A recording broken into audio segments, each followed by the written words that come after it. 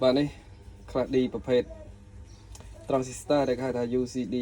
supply MX 1K Pro ចានេះវាមាន balance ជាប់ limiter វានៅនឹងមក set ហើយនឹង DC set off DC protection limiter balance ចឹងអត់តា OCP ទេចឹងអាហ្នឹងជាសមាមួយដែលចម្រាញ់យកសំឡេងដែលព្រោះជាងគេហើយខ្លាំងជាងគេចឹងកម្លាំងរបស់វាយើងតេស្តមើលកម្លាំង OMS របស់វាតេស្ត4អូមនិង8អូមជាមួយនឹងភ្លើងបូកដក90វ៉ុល Let's go អូខេ set up រួចហើយតែជាមួយ rate ស្តង់8អូមមុនគេអញ្ចឹង frequency 500 Hz volt peak to peak input 2 volt អញ្ចឹងអានេះ volt AC អានេះអំពី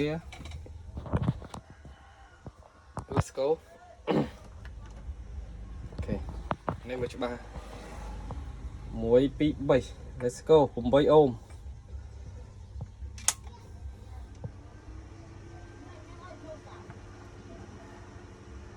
អូស្អាតល្អសញ្ញា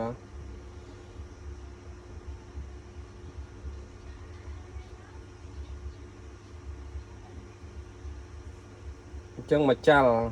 limiter វាចាប់40 51 វ៉ុល 5 អាំពែ .7 អញ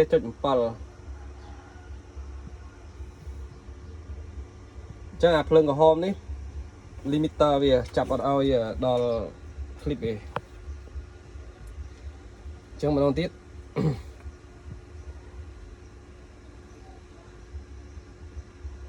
វឹបអូខេ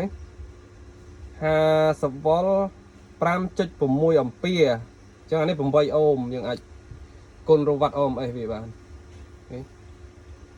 53.5.9 អានេះ maximum អានឹង8អូម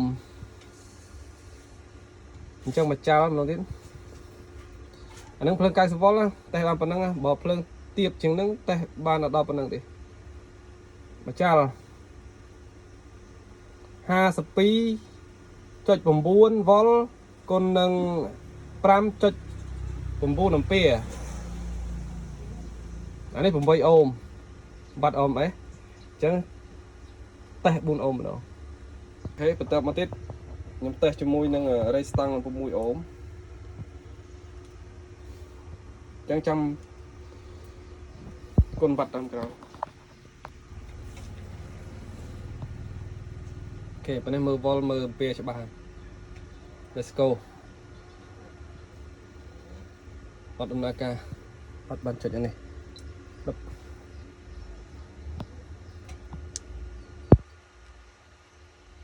Let's go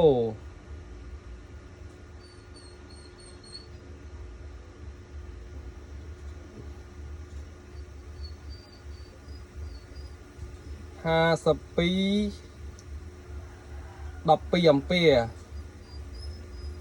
52 12 អាំពែ